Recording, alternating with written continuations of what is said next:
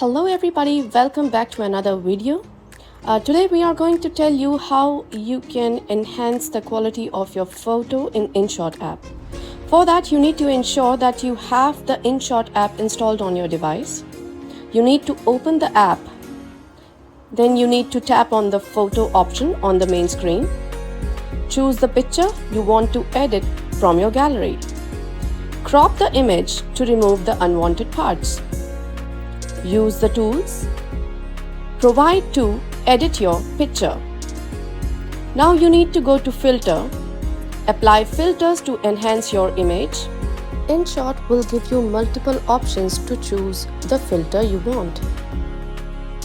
Now you need to adjust manually. They will be giving you few options like brightness, contrast, saturation, and HCL. You need to adjust them. And that's it. You have successfully edited your photo. Now you can use this photo in your Instagram profile, in your YouTube, or wherever you want to use this. If you like this video, don't forget to share, like, and subscribe our YouTube channel.